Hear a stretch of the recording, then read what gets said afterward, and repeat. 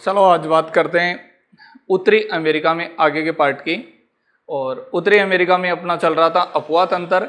अपवाह तंत्र में बात हो चुकी थी उत्तरी अमेरिका की प्रमुख नदियों की। अपवाह तंत्र में अगले पार्ट को स्टार्ट करते हैं उत्तरी अमेरिका की प्रमुख झीलें। ध्यान रखना बहुत इंपॉर्टेंट है, प्रमुख झीलें यहाँ से लगभग एग्जाम में प्रश्न पूछ लिया जाता है। तो पढ़ते हैं उत्तरी अमेरिका की महान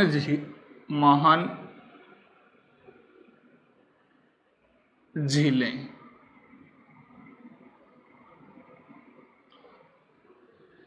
उत्तरी अमेरिका की महान झीलों के बारे में बात करते हैं। उत्तरी अमेरिका का मैप बना के आपको बताया था कि यहां पर उत्तर की तरफ आता है कौन सा देश? कनाडा। यहां पर जैसे लेते हैं कौन सा देश है? कनाडा। और यहां पर आता है यूएसए। ऊपर है कनाडा और दूसरा है कौन सा? यूएसए। इन दोनों में आपको बताया था कि यूएसए और जो कनाडा है इन दोनों के बीच की जो सीमा रेखा है उसका निर्धारण एक अक्षांशीय रेखा के द्वारा किया जाता है। जैसे इस प्रकार से एक अक्षांशीय रेखा, इस प्रकार से दोनों के बीच सीमा का निर्धारण हो रहा था और इस सीमा का निर्धारण कर रही थी 49 डिग्री उत्तरी अक्षांश। 49 डिग्री उत्तरी अक्षांश रेखा किन किन के बीच सीमा का निर्धारण करती है? तो किन किन के बीच करती है? कनाडा और यूएसए के मध्य करती है। विश्व की सबसे शांतिप्रिय रेखा कौन सी है? तो कौन सी आएगी? 49 डिग्री उत्तरी अक्षांश रेखा। और अगर 38 डिग्री के बारे में पूछा जाए तो 38 डिग्री कौन से देशों के बीच में आती है? उत्तरी कोरिया और दक्षिणी कोरिया। 38 डिग्री आती है उत्तरी कोरिया और कौन सा है? दक्षिण कोरिया। इन दोनों के मध्य सीमा का निर्धारण करती है। अगर कहीं 24 डिग्री का प्रश्न पूछा जाए तो ये कौन से देशों के बीच में आती है? भारत और पाकिस्तान। भारत और पाकिस्तान के बीच में सीमा का निर्धारण करने वाली अक्षांशीय रेखा कौन सी आती है? 24 डिग्री। इसकी बात करेंगे भारत के भूगोल में।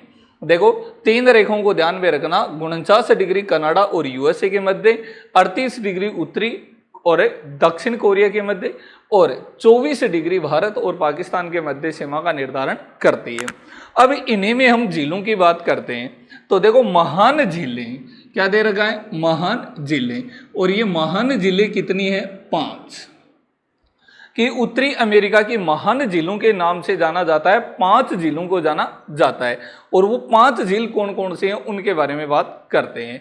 अब ये जो 5 झील हैं उनमें से या तो देखो प्रश्न क्या पूछ लिया जाता है, इन झीलों का क्रम पूछ लिया जाता है कि इन जो झील हैं इनका पश्चिम से पूर्व की ओर क्रम बताओ।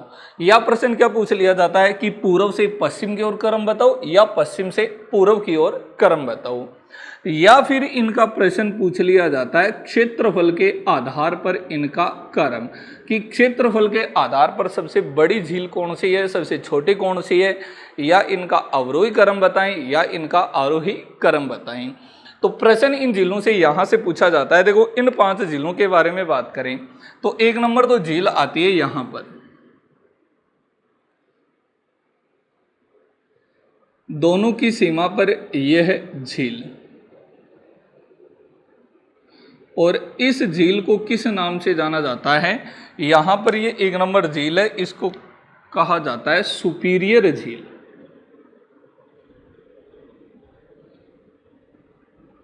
सुपीरियर झील, यह है सुपीरियर झील। सुपीरियर के पास में यहां पर एक झील और आती है, उसका विस्तार इस प्रकार से है। यह आ गई दूसरी झील। दोनों की सीमा पर ये जो दूसरी झील है इसको कहा जाता है मिशिगन झील। किस नाम से जाना जाता है? इसको मिशिगन के नाम से जाना जाता है। ये दूसरी झील है मिशिगन, मिशिगन झील। फिर आती है झील नंबर 3। देखो, 3 नंबर झील यहां पर आती है, फिर ये झील यहां पर आती है, और इस झील को कहा जाता है हयूरेन झील के नाम से जाना जाता है। ये आ गई दोनों की सीमा पे 3 नंबर झील, जिसे कहा जाता है हयूरेन, हयूरेन झील। 3 के बाद चौथी जो झील आती है उसका नाम है ईरी। चौथी झील है ईरी।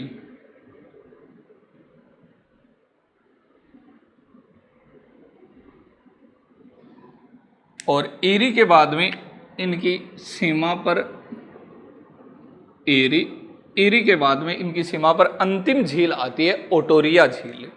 तो ये यहां पर है। ओटोरिया झील का विस्तार कुछ इस प्रकार से है।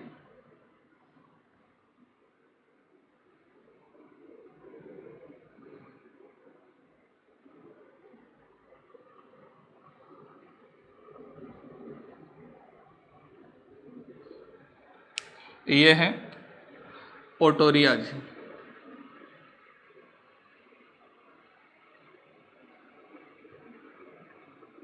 ओटोरिया झील।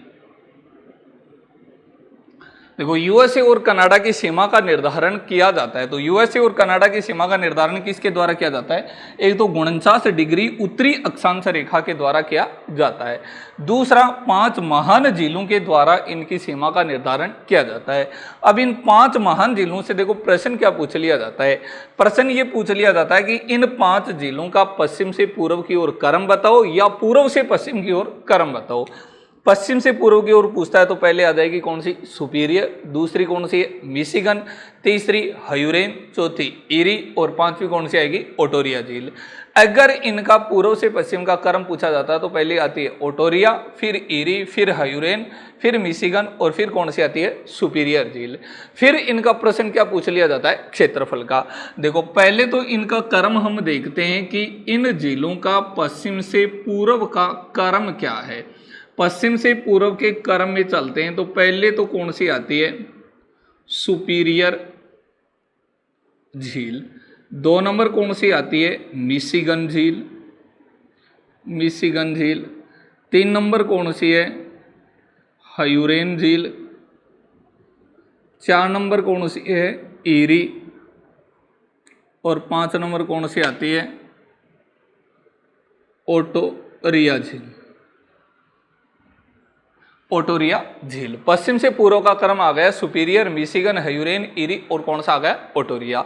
अगर क्षेत्रफल के आधार पर इनका प्रश्न पूछ लिया जाए कि क्षेत्रफल के आधार पर इन झीलों का आरोह या अवरोही क्रम पूछा जाए तो सबसे बड़ी झील क्षेत्रफल के आधार पर सेम ही रह जाएगी। कौन सी है? सुपीरियर झील। पश्चिम से पूर्व की ओर चलते हैं तो भी पहले सुपीरियर, क्षेत्रफल के आधार पर भी सबसे बड़ी कौन सी है? सुपीरियर। फिर दूसरी कौन सी आएगी? हयूरेन झील। और तीसरी कौन सी है? मिशिगन झील। आगे की सेम रह जाएंगी। बाद में 4 नंबर पे ईरी और 5 पे कौन सी आ जाएगी? ओटोरिया। मतलब इसमें सिर्फ परिवर्तन इतना आया है कि 2 के स्थान पर 3 आ जाएगी और 3 के स्थान पर कौन सी आ जाएगी? 2 आ जाएगी। तो पश्चिम से पूर्व का क्रम सुपीरियर, मिशिगन, हयूरेन, ईरी और ओटोरिया। और क्षेत्रफल के आधार पर कौन से? सुपीरियर, हयूरेन, मिशिगन, ईरी और कौन से? ओटोरिया। पहले तो प्रश्न ये पूछा जाता है कि इनका क्रम। अब इनकी विशेषताओं के बारे में देखो बात करते हैं। सबसे पहले लेते हैं कौन सी झील है? सुपीरियर झील। सुपीरियर झील की क्या विशेषताएं? 1 नंबर झील की विशेषता के बारे में देखो बात करें। सुपीरियर झील से प्रश्न अक्सर रिट में पूछ लिया जाता है या सेकंड ग्रेड में प्रश्न पूछा जाता है। पहली झील लिए हमने कौन सी है? सुपीरियर। सुपीरियर झील। सुपीरियर झील के बारे में बात करें तो विश्व की सबसे बड़ी झील, विश्व की सबसे बड़ी झील। और कौन से पानी की है? मीठे पानी की। प्रश्न ये कि विश्व की मीठे पानी की सबसे बड़ी झील कौन सी है? तो विश्व की मीठे पानी की सबसे बड़ी झील कौन सी आती है? सुपीरियर। तो विश्व की सबसे बड़ी है, तो अगर प्रश्न ये होगी उत्तरी अमेरिका की भी सबसे बड़ी झील कौन सी है, तो भी कौन सी आएगी? सुपीरियर झील। और क्षेत्रफल के आधार पर विश्व की दूसरी सबसे बड़ी झील, क्षेत्रफल के आधार पर अगर बात करें तो दूसरी सबसे बड़ी झील आती है। खारे और मीठे दोनों पानी की लेते हैं तो, क्योंकि विश्व में पहले स्थान पर कौन सी झील आती है? कैस्पियन सागर। पहले कौन सी है? कैस्पियन सागर। और कैस्पियन सागर झील कहाँ पर स्थित है? एशिया महाद्वीप में। लेकिन ये कैसे पानी की है? ये झील है खारे पानी की। तो ये तो है खारे पानी की झील। अगर सिर्फ मीठे पानी की देखते हैं तो विश्व में सबसे बड़ी झील कौन सी आएगी? सुपीरियर। खारे और मीठे दोनों की देखते हैं तो विश्व में सबसे पहली झील कौन सी आ जाएगी? कैस्पियन सागर। और दूसरी बड़ी झील कौन सी आती है? सुपीरियर झील। सिर्फ सुपीरियर झील से ये प्रश्न पूछे जाते हैं। आगे झील नंबर 2 लेते हैं, मिशिगन झील। 2 नंबर झील है मिशिगन झील। देखो मिशिगन झील की क्या विशेषता है कि मिशिगन झील, जो मिशिगन झील है ये महान झीलों में एकमात्र ऐसी झील है जो पूर्ण रूप से कहां पर स्थित है? यूएसए में स्थित है। प्रश्न पूछा जाए कि इन 5 महान झीलों में एकमात्र ऐसी झील जो पूर्ण रूप से यूएसए में है, तो कौन सी आएगी? मिशिगन। क्योंकि सुपीरियर, हयूरेन, ईरी और ओटोरिया ये सभी कहां पर आ रही हैं? यूएसए और कनाडा की सीमा पर। लेकिन एकमात्र झील इन 5 में से जो पूर्ण रूप से यूएसए में आती है वो कौन सी झील है? मिशिगन। और इसी झील के किनारे एक शहर बसा हुआ है जिसका नाम क्या है? शिकागो। कौन सा शहर है? शिकागो शहर। शिकागो याद होगा जहां पर स्वामी विवेकानंद जी गए थे। और यहां पर एक शहर है इस झील के किनारे, शहर का नाम क्या है? शिकागो। शिकागो की विश्व में क्या विशेषता है कि विश्व में शिकागो है वो विश्व में सबसे बड़ी मांस मंडी यहां पर है। अगर प्रश्न हो कि विश्व में सबसे बड़ी मांस मंडी कहां पर है, तो कहां पर आती है? शिकागो। शिकागो शहर कौन सी झील के किनारे स्थित है? कौन सी झील के किनारे है? मिशिगन झील के किनारे स्थित है। नेक्स्ट झील आती है हयूरेन झील। अब देखो 3 नंबर झील के बारे में बात करें कि हयूरेन झील की क्या विशेषता है। तो हयूरेन झील, अब हयूरेन और जो सुपीरियर झील है इन दोनों के बीच में ये गैप आता है और इन दोनों झीलों को जोड़ने का कार्य कौन सी नहर करती है? बहुत इंपॉर्टेंट प्रश्न है, ध्यान रखना।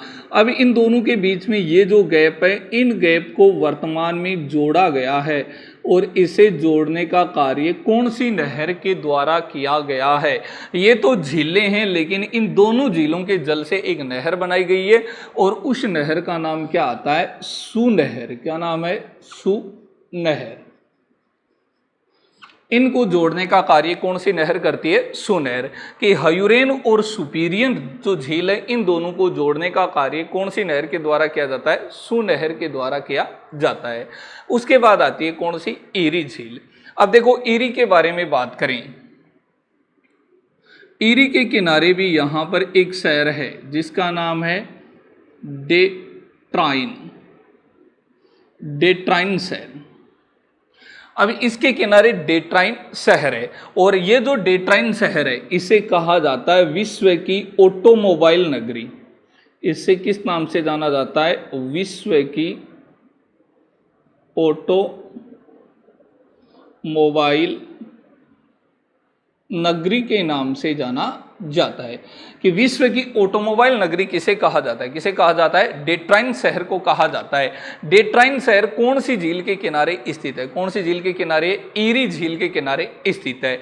और ये ईरी झील है, उसी के पास में यहां पर आपको बताया था नदियों में एक जलप्रपात भी है और उस जलप्रपात को किस नाम से जाना जाता है? नियाग्रा जलप्रपात।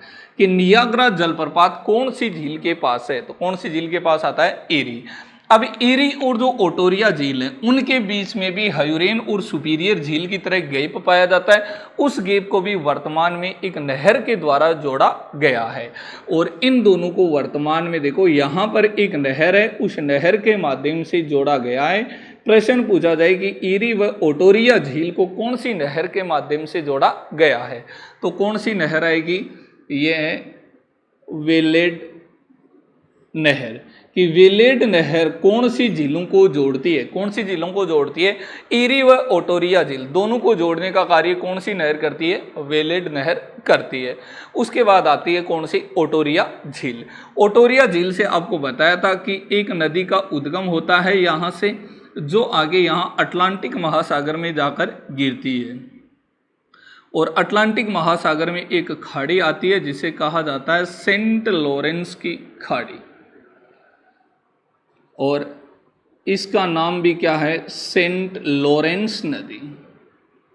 सेंट लॉरेंस नदी। कि सेंट लॉरेंस नदी का उद्गम कहाँ से होता है, कहाँ से होता है, ओटोरिया झील से होता है। और इसी ओटोरिया झील के पास में यहाँ पर कनाडा के शहर बसा हुआ है। एक शहर का नाम है क्यूबेक। क्यूबेक कि क्यूबेक शहर कहाँ पर आता है, कनाडा देश में। और दूसरा है हैमिल्टन। हैमिल्टन शहर। ये हैमिल्टन बहुत इंपॉर्टेंट है क्योंकि काफी बार इसका प्रश्न क्या पूछा जाता है कि कॉमनवेल्थ गेम कितने वर्षों से होते हैं, कॉमनवेल्थ 4 वर्षों से। और कॉमनवेल्थ गेमों का सबसे पहले 1932 में आयोजन कौन से शहर में किया गया था, हैमिल्टन शहर में किया गया था। हैमिल्टन जो शहर है वो कहाँ, कौन से देश का शहर है, कनाडा देश का शहर है। तो कनाडा के क्यूबेक और हैमिल्टन जो दोनों शहर हैं वो कौन सी झील के किनारे बसे हुए हैं, ओटोरिया झील के किनारे बसे हुए हैं। ये हैं उत्तरी अमेरिका की प्रमुख 5 महान जिले। दोबारा देखना एक बार कि इन जिलों का क्रम पूछा जाए कि पश्चिम से पूर्व का क्रम, तो पहली है सुपीरियर, दूसरी है मिशिगन, तीसरी है हायूरेन, चौथी ईरी और 5वीं कौन सी है, ओटोरिया। अगर इनका क्षेत्रफल में क्रम पूछा जाए तो सुपीरियर, हायूरेन, मिशिगन, ईरी और कौन सी है, ओटोरिया। विशेषता क्या है कि सुपीरियर विश्व की सबसे बड़ी मीठे पानी की झील है और विश्व की क्षेत्रफल में दूसरी सबसे बड़ी झील है। पहली कौन सी है, कैस्पियन सागर जो एशिया महाद्वीप में है। मिशिगन इन 5 महान झीलों में से एकमात्र झील जो पूर्ण रूप से यूएसए में है, वो कौन सी झील आती है, मिशिगन। इसके किनारे शिकागो शहर है जहां पर विश्व की सबसे बड़ी मांस मंडी है।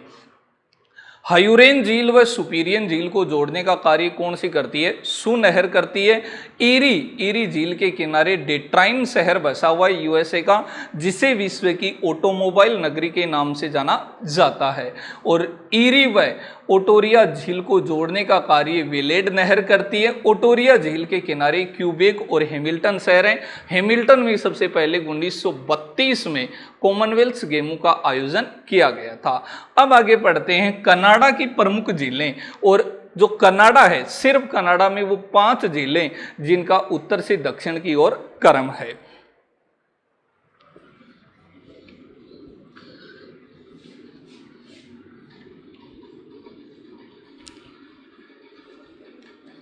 महान झीलों के बाद में इसी में पढ़ते हैं कनाडा की प्रमुख 5 झीलें।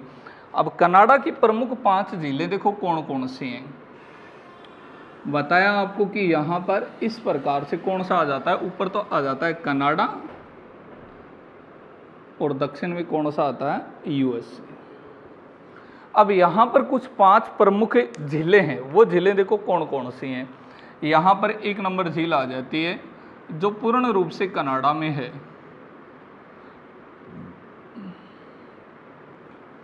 इसे कहा जाता है ग्रेट बियर झील।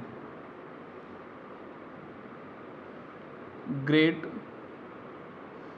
बियर झील, ये नाम तो अच्छे से याद हो जाएगा। कौन सा है, ग्रेट बियर झील। कौन सी, बियर। बियर याद रख लेना कि कौन सी, ग्रेट बियर झील। बियर तो आराम से याद हो जाएगा। तो सबसे उत्तर में यहाँ कनाडा के कौन सी झील आ गई है, ग्रेट बियर झील। उसके बाद में इसके जस्ट दक्षिण में एक झील यहाँ पर और आती है, और इसे किस नाम से जाना जाता है? और इनके आगे अधिकांश सभी झीलों के आगे ग्रेट लगता है, तो यहां पर मैं सीधा लिख रहा हूं सलेब, सलेब झील। सलेब के बाद में 3 नंबर जो झील आती है उसका नाम है अथावक्स। इसे अथावक्स या अथावास्क के नाम से भी जाना जाता है। तो अथावक्स झील, अथावक्स झील। अथावक्स के बाद में देखो नेक्स्ट जो झील आती है वो है रेडियम झील या रेडियर झील के नाम से भी इसे जाना जाता है।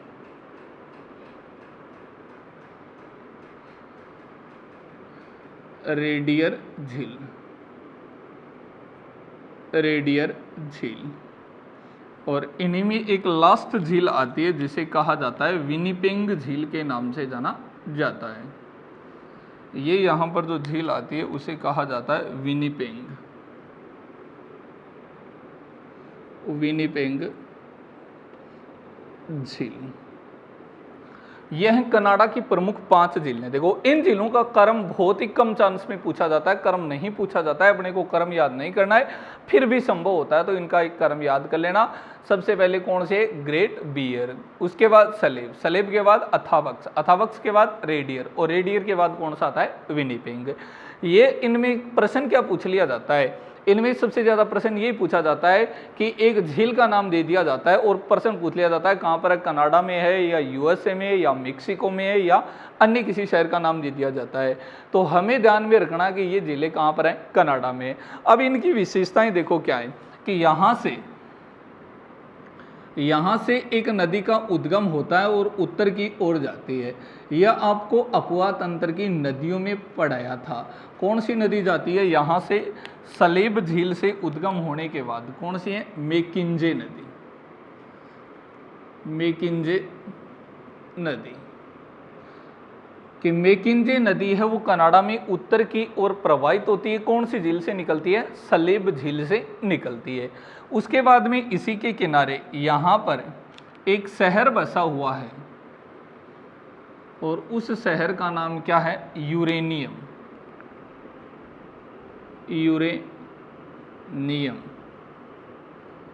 कि यूरेनियम सिटी कहाँ पर आती है? कनाडा। कौन सी झील के तट पर है? अथावक्स झील के तट पर स्थित है।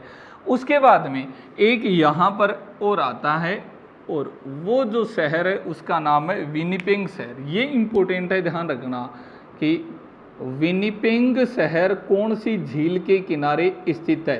तो कौन सी झील के किनारे आएगा? विनिपेग झील के किनारे। विशेषता क्या है इसकी कि विनिपेग है यहाँ पर विश्व में सबसे बड़ी गेहूं की मंडी है। कि विश्व में सबसे बड़ी गेहूं की मंडी कहाँ पर आती है? विनिपेग में।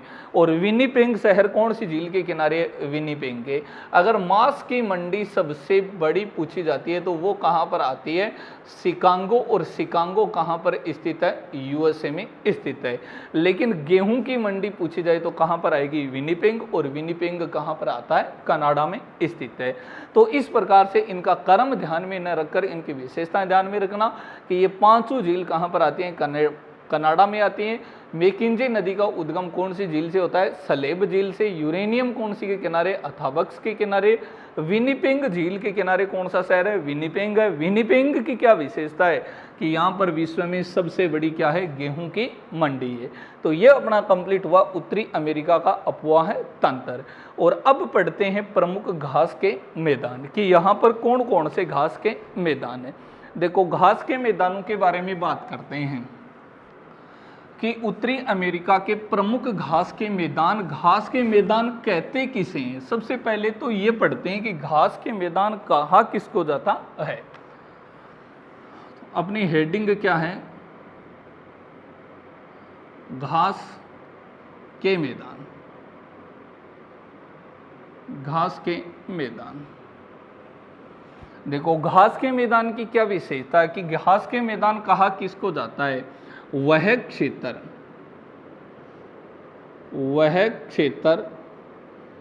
जहाँ वनस्पति के रूप में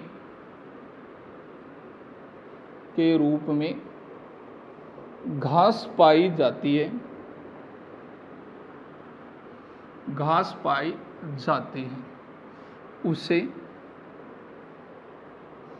उसे किस नाम से जाना जाता है? घास मैदान कहते हैं,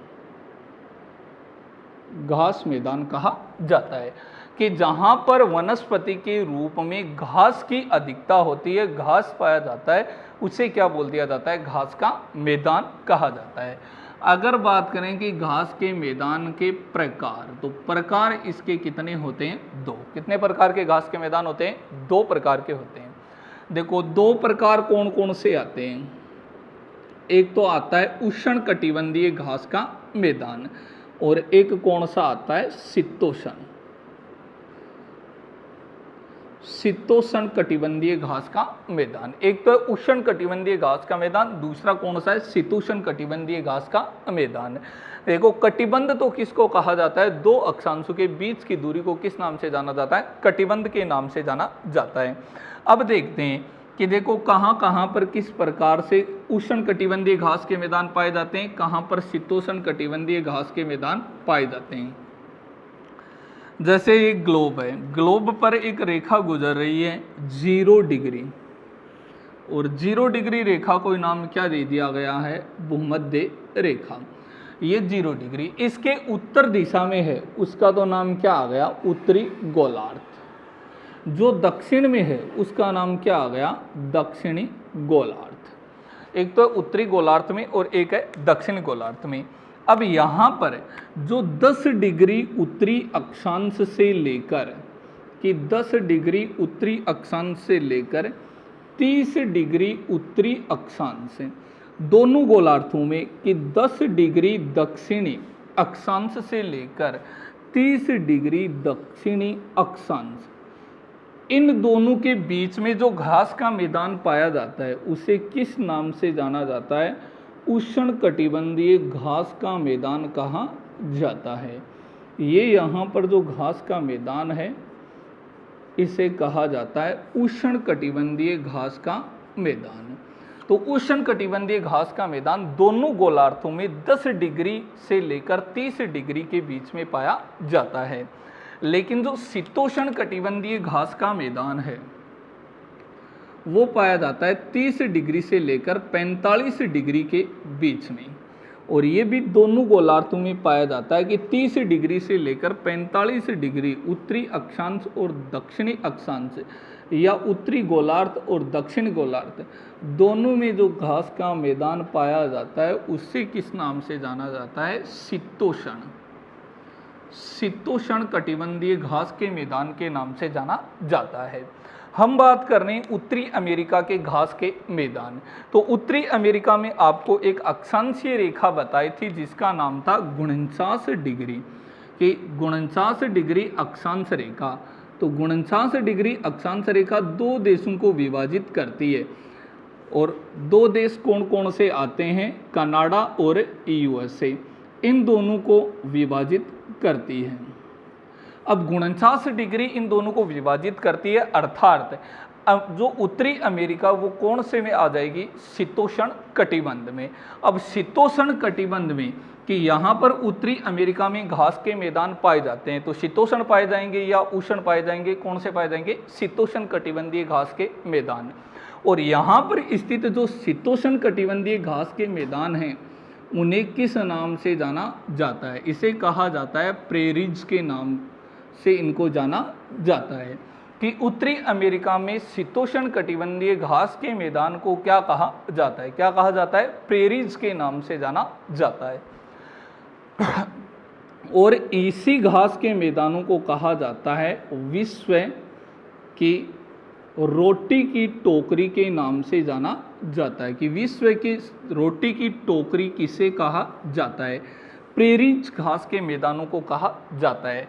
लेकिन विश्व में इन्हें अलग अलग नामों से जाना जाता है। जैसे कि एशिया है, एशिया महाद्वीप में शीतोष्ण कटिबंधीय घास के मैदानों को किस नाम से जाना जाता है? तो एशिया में इसे क्या कहा जाता है? स्टेपी के नाम से जाना जाता है। उत्तरी अमेरिका में इसे क्या कहा जाता है? प्रेरीज कहा जाता है। तो दक्षिणी अमेरिका में इसे क्या कहा जाता है? दक्षिणी अमेरिका में इसे कहते हैं पंपास। कि पंपास घास के मैदान कहाँ पर पाए जाते हैं? दक्षिणी अमेरिका। कौन से हैं ये पंपास घास के मैदान? शीतोष्ण हैं या उष्ण है? तो कौन से हैं कि शीतोष्ण कटिबंधीय घास के मैदान। उसके बाद में जैसे आता है अफ्रीका महाद्वीप, कि अफ्रीका महाद्वीप में इनको किस नाम से जाना जाता है? तो अफ्रीका में इसे कहते हैं वेल्ड। किस नाम से जाना जाता है? अफ्रीका में वेल्ड के नाम से जाना जाता है। इनके अलावा अगर यूरोप की बात करें कि यूरोप में इसे क्या कहा जाता है, तो यूरोप में इनको कहा जाता है पुस्टोज के नाम से जाना जाता है। और जो ऑस्ट्रेलिया है, ऑस्ट्रेलिया में इसको किस नाम से जाना जाता है? ऑस्ट्रेलिया, तो ऑस्ट्रेलिया में इन्हें कहा जाता है डाउन्स, डाउन्स के नाम से जाना जाता है। और ऑस्ट्रेलिया के पास में एक देश है, कौन सा है? West Indies. वेस्ट इंडीज में यहाँ पर इसको किस नाम से जाना जाता है? तो उसे कहा जाता है कैडबरी के नाम से जाना जाता है। तो विश्व में प्रमुख है जो महाद्वीप हैं, उन महाद्वीपों में शीतोष्ण कटिबंधीय घास के मैदानों को अलग अलग नामों से जाना जाता है। जैसे प्रेरीज कहा जाता है उत्तरी अमेरिका में, जिसे विश्व की रोटी की टोकरी कहते हैं। एशिया में इसे स्टेपी कहते हैं। दक्षिणी अमेरिका में पंपास, अफ्रीका में वेल्ड, यूरोप में पुस्टोज और ऑस्ट्रेलिया में किस नाम से जाना जाता है? डाउन्स के नाम से इसे जाना जाता है। अब आगे पढ़ते हैं उत्तरी अमेरिका के प्रमुख खनिज संसाधन, कि यहाँ पर खनिज संसाधन कहाँ कहाँ पर पाए जाते हैं। उत्तरी अमेरिका में प्रमुख खनिज संसाधन। देखो घास के मैदान, घास के मैदानों में बात की हमने कि कहाँ पर किन किन नामों से जाना जाता है। उत्तरी अमेरिका में इसे कहा जाता है प्रेरीज, दक्षिणी अमेरिका में पंपास और एशिया में इसे स्टेपी के नाम से जाना जाता है। अफ्रीका में वेल्ड कहा जाता है और यूरोप में पुस्टोज कहा जाता है। ऑस्ट्रेलिया में डाउन्स के नाम से जाना जाता है और न्यूजीलैंड में इन्हें कैडबरी के नाम से जाना जाता है। अब यहाँ के प्रमुख खनिज संसाधनों के बारे में बात करते हैं। देखो खनिज संसाधन, इनमें सबसे पहले एक नंबर पढ़ते हैं ओटोरिया। ओटोरिया, ये ओटोरिया क्षेत्र है, ये आपको अभी पढ़ाया है ओटोरिया झील। तो जहाँ पर ओटोरिया झील है वहीं पर ओटोरिया क्षेत्र है। कि ये ओटोरिया क्षेत्र ये कहाँ पर स्थित है? तो ये आता है उत्तरी अमेरिका के कनाडा व यूएसए इन दोनों की सीमा पर स्थित है। लेकिन ये किसके उत्पादन के लिए प्रसिद्ध है? तो किसके उत्पादन के लिए प्रसिद्ध है? यहाँ पर विश्व की सबसे बड़ी सोने की खान है। सोने की खान है कि विश्व में सबसे बड़ी सोने की खान कहाँ पर है? कहाँ पर है? ओटोरिया। ओटोरिया कनाडा और यूएसए की सीमा पर है। सोना उत्पादन का क्षेत्र अलग आएगा, लेकिन ये सोने की सबसे बड़ी खान है। दूसरा है सुल्लीवार, 2 नंबर है सुल्लीवार। ये सुल्लीवार क्षेत्र है, ये आता है कनाडा में। सुल्लीवार क्षेत्र कहाँ पर है? कनाडा में। लेकिन ये किसके उत्पादन के लिए प्रसिद्ध है? ये है सीसा व जस्ता। कि उत्तरी अमेरिका में सुल्लीवार क्षेत्र किसके उत्पादन के लिए प्रसिद्ध है? सीसा जस्ता के उत्पादन के लिए प्रसिद्ध है। कौन से देश में स्थित है? कनाडा में स्थित है। उसके बाद 3 नंबर आता है सडवरी। ये सडवरी भी कहाँ पर स्थित है? कनाडा में स्थित है। लेकिन यहाँ पर किसका उत्पादन किया जाता है? यूरेनियम का उत्पादन किया जाता है। कि उत्तरी अमेरिका में यूरेनियम का उत्पादन कहाँ पर किया जाता है? सडवरी में किया जाता है। उसके बाद में 4 नंबर है कलवरी। और कलवरी भी कहाँ पर स्थित है? कनाडा में। उत्तरी अमेरिका में ध्यान रखना मुख्य रूप से खनिज संसाधन कहाँ पर पाए जाते हैं, कनाडा में पाए जाते हैं। और यहाँ पर सबसे अधिक उत्पादन किसका होता है, पेट्रोलियम का, पेट्रोलियम का उत्पादन होता है। कि कलवरी के खानों में किसका उत्पादन किया जाता है, पेट्रोलियम का उत्पादन किया जाता है। उसके बाद में 5 नंबर है सेफर वैली। ये सेफर वैली क्षेत्र है, ये भी कहाँ पर आता है, कनाडा में स्थित है। लेकिन यहाँ सेफर वैली जो क्षेत्र है वहाँ पर है मेसाबी की पहाड़ियाँ। यहाँ पर कौन सी पहाड़ियाँ पाई जाती हैं, मेसाबी की पहाड़ियाँ। और जो मेसाबी की पहाड़ियाँ हैं वहाँ पर किसका उत्पादन किया जाता है, लोहा उत्पादन, लोहा उत्पादन के लिए प्रसिद्ध है। कि उत्तरी अमेरिका में लोहे का उत्पादन कहाँ पर होता है, सेफर वैली। सेफर वैली में कौन सी हैं, मेसाबी की पहाड़ियाँ जो कनाडा में स्थित हैं। और यहाँ का अंतिम जो खनिज उत्पादन क्षेत्र है वो है हुआ की खान, हुआ की खान। ये जो हुआ की खान है वो कहाँ पर स्थित है, मेक्सिको में स्थित है। और यहाँ पर किसका उत्पादन किया जाता है, यहाँ पर विश्व में सर्वाधिक चांदी का उत्पादन किया जाता है। कि विश्व में सर्वाधिक चांदी का उत्पादन कौन सी खानों से होता है, कौन से खानों से होता है, हुआ के खानों से। वो कहाँ पर है, मेक्सिको में स्थित है। तो मेक्सिको की खानों में विश्व में सर्वाधिक चांदी का उत्पादन होता है। खनिज संसाधन है, इनमें पहला है ओटोरिया जो कनाडा और यूएसए की सीमा पर है, विश्व की सबसे बड़ी ये सोने की खान है। उसके बाद सुलीवार जो कनाडा में है, यहाँ पर सीसा व जस्ता का उत्पादन किया जाता है। सडवरी की खान कहाँ पर आती है, कनाडा में, यहाँ यूरेनियम का उत्पादन किया जाता है। कलवरी में कहाँ पर है, कनाडा में, जहाँ पेट्रोलियम का उत्पादन किया जाता है। सेफर वैली की खान कनाडा में है, जहाँ पर मेसाबी की पहाड़ियों से लोहा उत्पादन किया जाता है। हुआ की खान कहाँ पर है, मेक्सिको में, जहाँ विश्व में सर्वाधिक चांदी का उत्पादन किया जाता है। अब उत्तरी अमेरिका के यूएसए में एक शहर आता है जिसका नाम है कैलिफोर्निया। पढ़ाया था आपको कैलिफोर्निया की खाड़ी, वहीं पर है कैलिफोर्निया शहर। कैलिफोर्निया शहर है, यहाँ पर एक झील पाई जाती है जिसका नाम क्या है, ग्रेट साल्ट लेक। अब ये ग्रेट साल्ट लेक है, तो ग्रेट साल्ट लेक कहाँ पर पाई जाती है, कैलिफोर्निया में। और साल्ट किसको बोलते हैं, नमक, और ग्रेट महान। तो मतलब ये उत्तरी अमेरिका में खारे पानी की झील है। साल्ट से याद रखना कि खारे पानी की झील है और उत्तरी अमेरिका की सबसे बड़ी खारे पानी की झील है। वैसे तो उत्तरी अमेरिका की सबसे बड़ी झील कौन सी है, सुपीरियर झील, क्योंकि वो तो है मीठे पानी की, लेकिन ये है खारे पानी की झील। तो उत्तरी अमेरिका की सबसे अधिक लवणीय झील कौन सी है, ग्रेट साल्ट झील। और ये विश्व में तीसरी लवणीय झील है, तीसरी सर्वाधिक लवणीय झील है। जो विश्व में सबसे ज़्यादा लवणीय झील कौन सी आती है, वॉन झील। और दूसरी कौन सी आती है, मृत सागर। ये जो मृत सागर है ये तो कहाँ पर आती है, जॉर्डन में। और ये वॉन झील कहाँ पर स्थित है, तुर्की में स्थित है। तो विश्व की प्रमुख 3 सर्वाधिक लवणीय वाली झील कौन सी हैं, लवणता वाली झील कौन सी हैं, जिनमें पहले नंबर पे वोन झील जो तुर्की में, दूसरी अमृत सागर जो कहाँ पर स्थित है, जॉर्डन में, और तीसरी है ग्रेट साल्ट लेक जो कहाँ पर आती है, यूएसए के कैलिफोर्निया में, जो उत्तरी अमेरिका की सबसे बड़ी खारे पानी की झील है। यहीं पर उत्तरी अमेरिका में एक शहर और आता है जिसका नाम है सैन फ्रांसिस्को।